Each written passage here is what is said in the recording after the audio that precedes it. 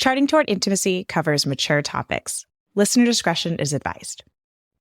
Charting Toward Intimacy covers mature topics. Listener discretion is advised. Hey there, welcome to Charting Toward Intimacy, where we're expanding the natural family planning conversation. I'm your host, Ellen Holloway. All right, we are welcoming Amy Karney to the podcast. Amy, welcome. Hello, thank you for having me. Awesome. I'm so excited to have you here. And Amy's just going to be telling us about kind of her journey with NFP, her story. And so, Amy, could you just start by telling us a little bit about yourself and what you do? Oh, yes. Wonderful. Thank you. I am a fertility care practitioner for the Creighton model system. Actually, I have been teaching women this system for about 17 years now. I am been married for 20 years. We have 8 beautiful children, 3 in heaven, which is part of my story. And I'm also a women's school strategist. Awesome. And if you haven't heard of, if you're listening and you're like, the women's school, what is that? I'll totally put a link in there. It's fantastic. But this is not a podcast about the women's school. We could go on talking about that for a long time. Yes. But we're talking about NFP and fertility awareness. So Amy, tell me, when did you first hear about fertility awareness and NFP? Okay. So Amy, tell me, when did you first hear about fertility awareness and NFP?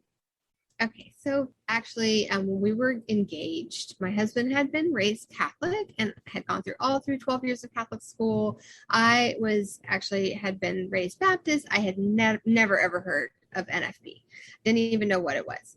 But I was looking at my family planning options, and most people had said in my life growing up, they had said, well, when you get married, you just take the pill. That's just what you do. It was the responsible way to plan your family. So I just thought, okay, that's what I'll do. I'll probably do that. But then I started reading about it. I started noticing the side effects, increased risk for heart attack, stroke, cancer, the breast cancer, 75% increased risk of breast cancer. I was like, yeah. What? I knew it decreased your risk for some types of cancers, but it increased your risk for other types. And I used to say, okay, well, what kind of cancer do I want?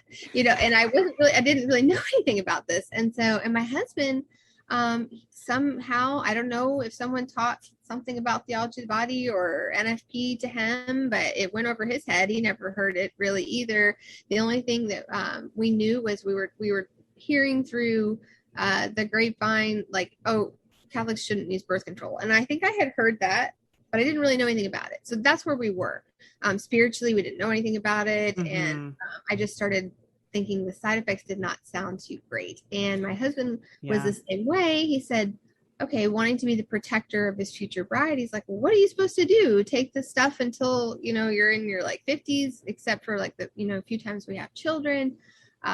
So I went to an OBGYN, and thankfully it was just the grace of God. It was an older gentleman, and typically if I had come to him and said, well, I'm concerned with the side effects, he probably would have said, oh, just take the low dose pill, or let's do the IUD or something like that. And he said, well, actually, there's only a very short period of time each month that a woman is fertile. And he basically told me what I call old school NFP, which was the rhythm method. Yeah. And you just count a certain amount of days. He said, from day 1 to day 15, and then you just don't have intercourse on days 15, 16, and 17. And I said, well, that's really easy. Why doesn't everyone do that then? Like, I'm having a doctor tell me this. I believe it's correct. I'm like, okay, why doesn't everybody do that? That's so easy. Like, okay.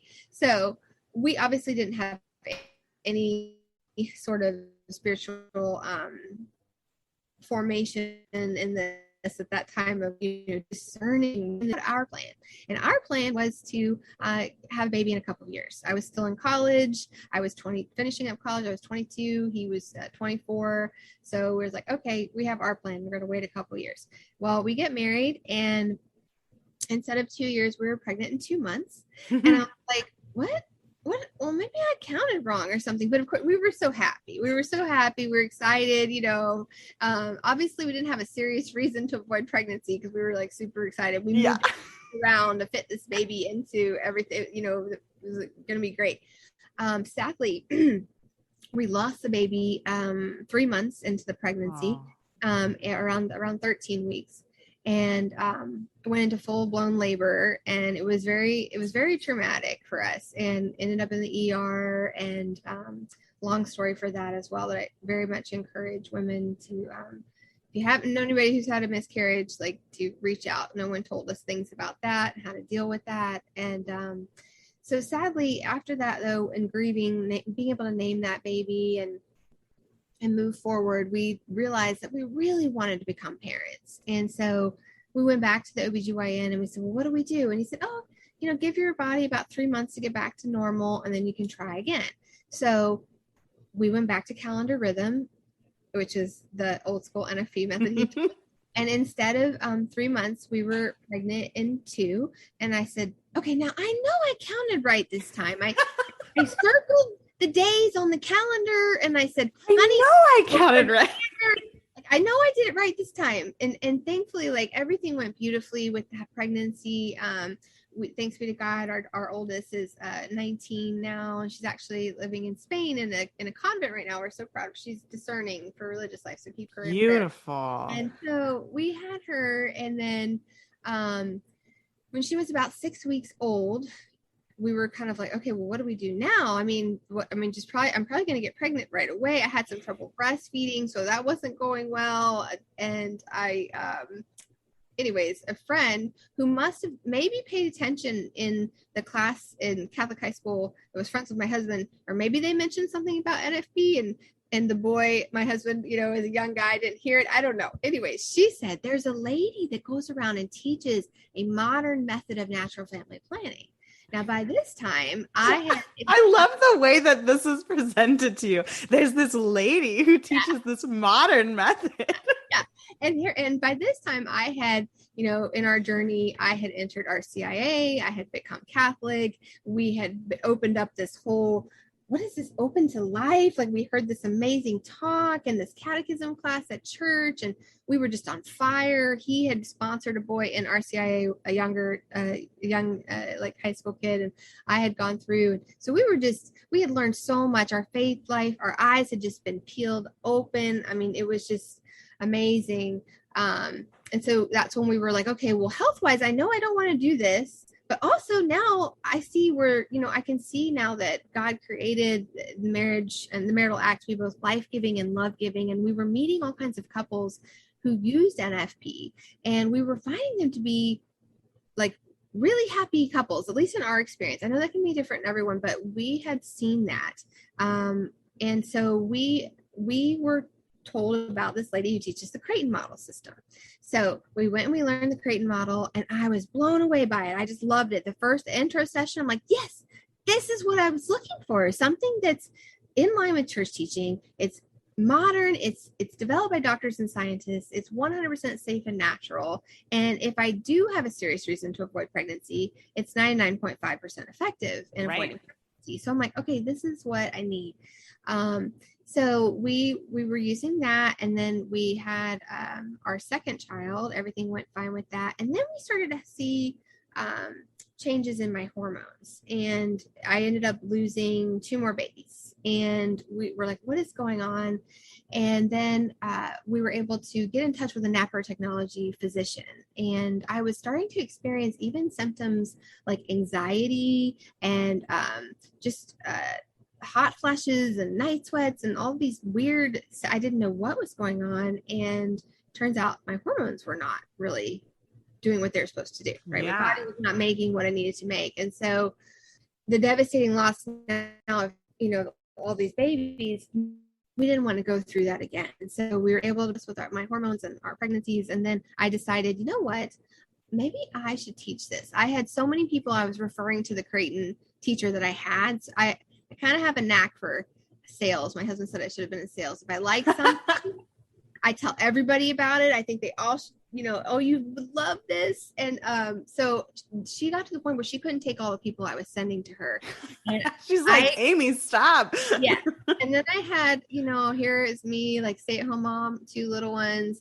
And I had friends being like, hey, why don't you sell Pampered Chef or Mary Kay? And nothing wrong with those. But someone approached me about like, well, why don't you teach NFP? And I said, I think I should do this. I should teach NFP. And so the NFP teacher that I was seeing, she called the diocese, and they literally were at my house like 2 days later. Like the diocese, like the director of family life came to my house and had dinner with us. And I was going to Omaha like the next month. It was so fast. And, wow. and I felt very at peace about it. And God worked it out to a great time where we could go. I was able to go train directly at the Institute with Dr. Thomas Hilger. So I was very blessed by that. It's been a wonderful journey. And then I ended up just through that became the director of our center here, First Coast Fertility Care. We have 5 practitioners with us and 3 NAPRO physicians now. And we also, I'm the NFP coordinator for our diocese here, and I'm on the NFP task force for the state of Florida. And it's been just a gift. Like, I am truly just honored that God has allowed me on the journey with all these women and all this time. And it's truly helped my own life. So I'm very, very grateful. I will say, going back to the marriage part. So we, when we were first married, they asked us to be part of a development of a newly married couples retreat. They wanted to make one, to create one. So they invited like 5 or 6 couples, young married couples, to come in. And the older couple that was running the group was standing there brainstorming. And they said, okay, all right, we want to know, like, nothing leaves this room. We want to know the problems you face in your marriages. And now we'd all been using NFP. Like, we were married anybody from like, newly married to like 5 years. This is how long time at that time. And everybody just was kind of crickets. There wasn't really much going on in the room. And the lady said, okay, no, like, nothing leaves the room. Tell us the problems you face. And we all just still really didn't have very much. And the couple left the room. We could see them outside talking. I think they were thinking, great, we picked the wrong people. They won't even open up and tell us stuff. And then they came back in, and one of my friends said, well, and she was actually experiencing infertility at the time. I had been married for 5 years. They hadn't been able to have any children yet. And she said, look, I can tell you the problems that my friends face, but I mean, honestly, he's my best friend. And we're happy. And we started talking amongst ourselves, and we found that we all had different jobs, different, backgrounds, some experiencing infertility, some, trying to space pregnancy. But the common denominator was that we were all using NFP. And I found that really interesting. And I still will say, back then I thought it. I said, these are the couples I expect to see walking down the beach, holding hands at 80 years old. I will fast forward now 20 years. I still know those couples. We've been married for 20 years, almost 21. And I still see it. And it's definitely a grace. Half my bridal party, unfortunately, like, they've already been divorced, and I see the differences in these couples. I definitely don't attribute it to just NFP. I will say, like, we dive heavily into the sacraments of the church. We pray together, all of those things as a family and as a couple, but it has definitely been a tool in our marriage that God has used for his glory and to give us, like, my husband and I give marriage talks all the time, and we say, definitely we are more in love today than we were on our wedding day. And it gets better every year. It's absolutely true. But I know that's not the case for all couples of NFP. And in fact, I just did a live Instagram the other night on challenges that couples face NFP, because I know that is also true. Yeah. And so we actually did a talk on that the other day. It went really well, but it was fun to kind of sit and just focus on that. Just focus on the other side. That. Yes, because a lot of times you hear all the good, but you don't hear the not so good, the challenging part. Right. Well, and I think that's what we're really trying to do on this podcast, is share both sides. We're not just here to complain about how we don't like NFP and we don't like abstinence and blah, blah, blah.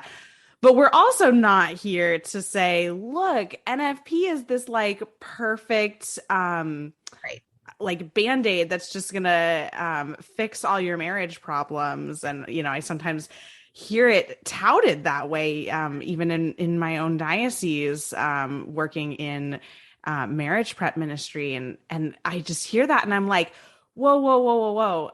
NFP is not the reason. NFP is what you just said, Amy, a tool that definitely leads to really, truly helping to establish your relationship in a deeper way. I think there's a lot of communication that comes with NFP use. that can really help build and foster a deep relationship with your spouse. But then kind of what you were also saying, Amy, was like, if you're using NFP, you're probably pretty all in with everything else that the church teaches. And so you're all in on the sacraments. You're getting your children baptized. You're going to regular confession. You're going to mass as a family. You know, you're doing these things that foster beautiful community and relationship. And so, yeah, NFP is not the reason. Right. But it is a tool, and it is a reason, and it is a beautiful thing to bring into your marriage and use, and helps you just really truly align yourself to God's design of our bodies, and truly really be able to understand, you know, what is the point of sex? Like, that's one of our deepest ways that we can communicate with our spouse. But if we truly don't understand what that communication aspect is really about, then we're not going to be able to utilize it fully. And so NFP kind of opens that up for us a little bit and helps us to really understand a little better. And then, you know, if you go theology of the body, you really are going to open it up and start to understand it a little bit better. But I think NFP can be that doorway. I really got on a soapbox over there. Oh my gosh. No, I love that. It's so true. And I love even the title of your, like, charting towards intimacy, because I think that's very true. And I think my husband jokes about, he says, if you use, when you're using NFP, he's like, it really does open the communication doors, because he goes, if you could talk about cervical mucus, you could talk about anything. Yeah. It's very true, you know, and I do. And I know, for me personally, I remember going through in marriage prep, and we went on an engaged encounter retreat. And I remember this lady, I don't know how old she was. I mean, of course, here I am 22, right? She was probably like, I don't know, she's probably like 50. I remember just thinking she was really old. Now, and so now I'm in my, you know, early 40s here, and I'm like, oh yeah, okay, that's probably me now compared to her, you know. But I remember her saying in this marriage prep and engaged encounter, she said, when my husband and I come together, and she said, when I have an orgasm, I feel the closest to God. And I remember going, what? What did she just say? Talking about? Are you kidding me? Like, that's weird. Like, I was like, what? And then now my husband and I, we have grown so much deeper in our understanding of the marital act, like, and what it is, what it truly is. If I were to have just listened to the world and like what, you know, sex is all about, then I would be so sad for myself, because it is not that. It is definitely a renewal of your marriage, you know, your wedding vows and coming together. And I think we've even had certain prayers that we prayed, you know, to help us to growing closer in intimacy through, I don't know if anybody's familiar with Dr. Bob Schutz and his Healing the Whole Person retreats in Tallahassee, the John Paul II Healing Center. And, oh yes. A lot of those sort of healing prayers. And it just gets better. It gets better every year, and it should be that way. And I remember Janet Smith, I went to the 50th anniversary, the symposium in DC for Humanae Vitae a few years ago. So Janet Smith, when she was on the Q&A, this young lady got up, was asking questions, and Dr. Janet Smith said that most women, or most couples, actually have never experienced truly natural sex, and how if they did, they would know why. A bigger reason as to why they would not want to take hormonal contraceptives, and how that it changes it completely. And so I think I remember this young woman getting up too, and she was saying, but Dr. Smith, like, what do I do? I feel like she was saying, when I want to be with my husband the most is when I can't, because I'm trying to space pregnancy. And I also had to really contemplate that myself, because recently one of my a religious sister that I know, she was saying, Amy, you and Shannon should that's kind of what prompted my talk on Instagram of facing challenges with NFP that my husband and I did a couple weeks ago. Because she said, you and Shannon, his name is Shannon, you seem to be thriving in NFP. She said, but I meet a lot of Catholic couples who are really struggling, this sister said. And she said, and how is it that you're just embracing it so much? What are you doing that's helping? And so we really sat and talked about that. And like I said, we'll probably go more into it in my Instagram, but it's a lot longer, but I think definitely there is just a release of control for us. Like I think sometimes people can, I'm not saying they get a contraceptive mentality with NFP, but I think just being able to really truly being able to say with your heart, like, Jesus, I trust in you. You know, to know that his way is better. And I think for us as a couple, there definitely were times where, especially when, you know, well, I'll say when you're younger, maybe it's harder, but I'm like, no, actually, no. It's like I said, if you are healthy and you're taking care of yourself and you know, your drive and your want, you know, the attraction to each other should grow. It should grow. And so I think that's what we have learned, I think, to just be more masters of ourselves, which is another gift of NFP, is self-control. It really is. I mean, just like we want to eat ice cream all day long when we're kids, we want to eat ice cream all day long, right? But I still want to eat ice cream all day long. I know, right? I'll be honest. But we tell the children, like, no, not all the time, you know.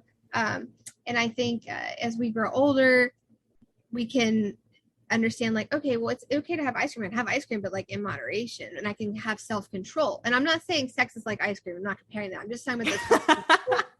Okay, like the self-control, being able to. I remember a couple I met one time that they had a really challenging pregnancy with their fourth baby. They thought they'd go on to have a lot of more babies than that. And their fourth one, the doctor said, no more. This is so dangerous. Like, you cannot have any more babies. And so they had to stop having children. And it was very challenging for them. And you know, sometimes you've got those fertile days and you're like, oh, we'll just see what happens. You know, They were like, we can't do that anymore. And I remember her telling me, we're offering up for all of the couples that we know experiencing infertility, the times that we can't be together. And I found that very inspiring. And we've been able to do that as well. But also just being able to take it to prayer, like, Lord, do you want us to have even just one more baby for you? You know, just being open to that. And I tell couples, this is just my experience, okay, of being married 20 years. And everybody's story is different, and I can't make everybody happy with my story. There may be things in my story that y'all don't like, and that's fine, okay? But part of the woman's school, you can come about the woman's school if you want to know more about not caring about other people's opinions of me. But okay.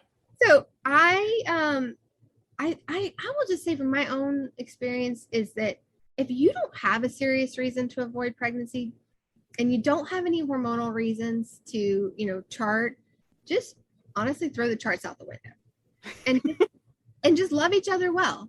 And just, I have another friend that we know has been married for with many, many years with 14 kids. And they said, we just love each other and we love each other well. And I don't think everybody is called to that. I mean, God calls certain families to that. And we have different, like I said, everybody has different stories.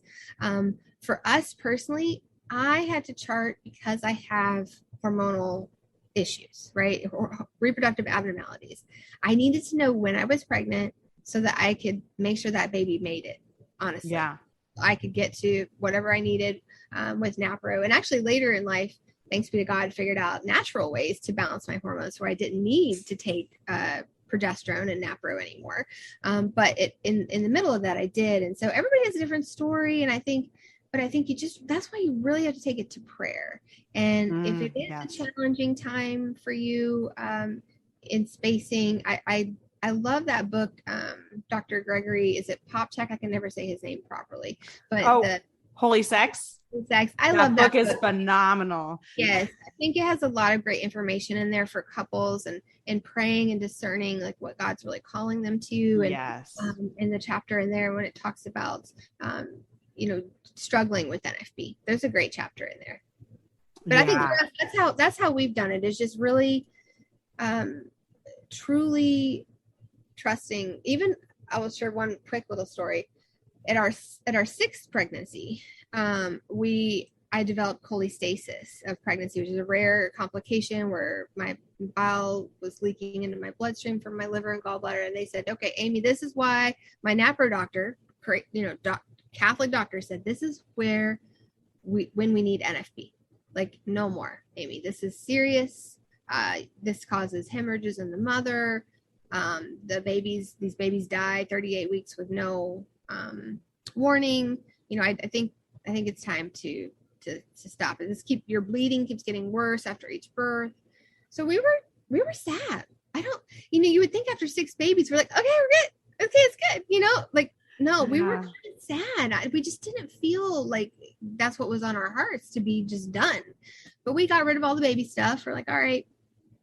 But we kept it in prayer. And I started doing research because I like to say I'm a woman of solution. Pray like it all depends on God, but work like it all depends on you. And I started doing research, and I found lots of natural ways, and I found a lot of holistic doctors here that helped me to just get in better health and to be able to, that was what helped balance my hormones.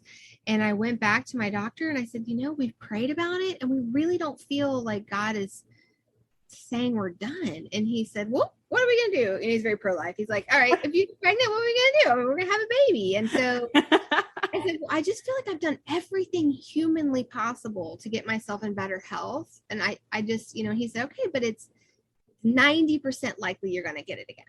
Mm-hmm. It's genetic. I'm like, okay, well, but I had a lot of other natural doctors tell me, yeah, sometimes you can be genetically predisposed to something, but you can still do something about it. Like, all right. So anyways, we got pregnant with baby number 7, and I did all the things everybody was telling me to do, and I never got it.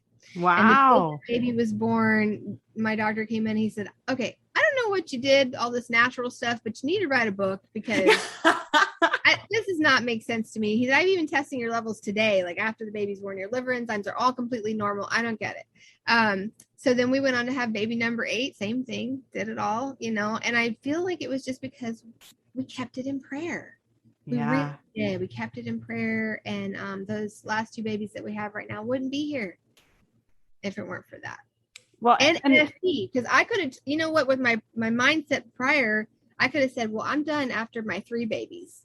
And I always tell people when they say to me, well, are you going to have more? And I'm like, I'm so grateful that I didn't do like what a lot of my peers do and just be like, I'm done. Let me get my tubes tied. Let's get a vasectomy. If we're done, because I wouldn't know how wonderful baby number 5 was, baby number 6. I wouldn't know. And God gives you the grace. He really does. I know it can be challenging to be a mom. It's hard when you have 2. It's hard when you have 7. But honestly, I will say right now, I was thinking that yesterday. It's actually, I think, easier when you have older kids. And then somebody said to me, oh, that's because you say they all raise each other. They all take care of each other. I said, actually, no. I'm very good about making sure that that's not the case. The way we raise, I was an only child, so I make sure that they get their own time. They all help, yes, but that's good. I didn't know. Right, chores are good. I cook a frozen pizza when I got married. Everybody did everything for me. So I just think there's a balance, and like I said, my story is different than everyone, but we've just found it to be a grace. I'm so grateful. I will be grateful for all of eternity that God, allowed it into our lives, and I'm grateful for all the women that come to me, and I've been able to guide them through Creighton. And just every time I meet people, they say something like, "Oh, that I have like 7-year-old. This is the lady that helped us get you here." And I don't even think about it that way. And I always just say, no, God just allowed me to be on the journey, honestly. But I don't think we'll ever know till heaven, like what a gift. Especially, I'm partial, of course. I love all methods of NFP, but snapper technology, like we won't even know. Dr. Hilders, I'm sure, is a saint. We won't even know. Yeah, probably. Heaven. We won't know till heaven. Oh man. Well, one of the things before we close out that I just want to kind of retouch on that you mentioned, Amy, was it's my personal favorite thing about NFP is that I will never say the words like I am done, because that's not my choice. Right. And that's not what God is calling us to. I might say something along the lines of like, well, that was, this is plenty of kids for me. Like, right. Like I might think, okay, that's probably it, but I never have to shut the door completely.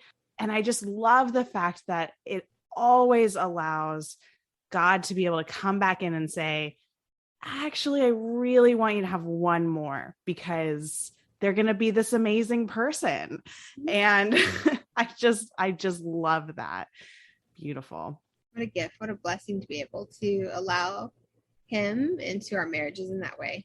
Yes, exactly. Well, and that's truly, bringing God into the bedroom, like that phrase that people are like, oh, I don't want God in my bedroom and stuff like that. And it's like, no, we actually really, really do. We want him in every single aspect of our lives.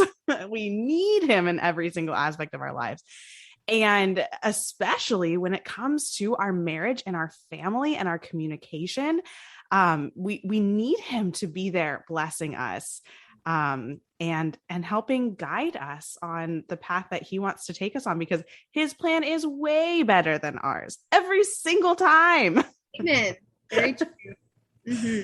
Oh, Amy, it's been such a pleasure to hear your story. And I know that your story is going to resonate with others. I think partially in the fact that you've been able to lovingly bring NFP into your marriage, make it a part of your marriage for so long. And that is just so beautiful. And, I aspire to that. Someday I will be there. I'm only 4 years in. So amazing. Oh, so sweet. I love it. So great. Amy, was there anything else you wanted to add before we close out? I think I have kept your time. I could talk about this all day long. I love it. Well, maybe we'll just have to bring you back on and we'll talk about. Yeah, I would love to. It's great. Talk about more. Awesome. Well, thank you so much, Amy. Okay. All right. God bless. Bye-bye. Thanks so much for listening.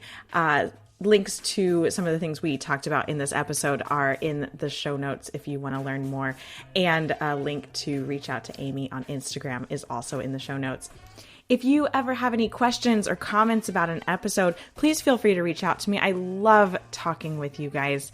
My email is in the show notes, and you can always reach out on Instagram at Charting Toward Intimacy. Until next time.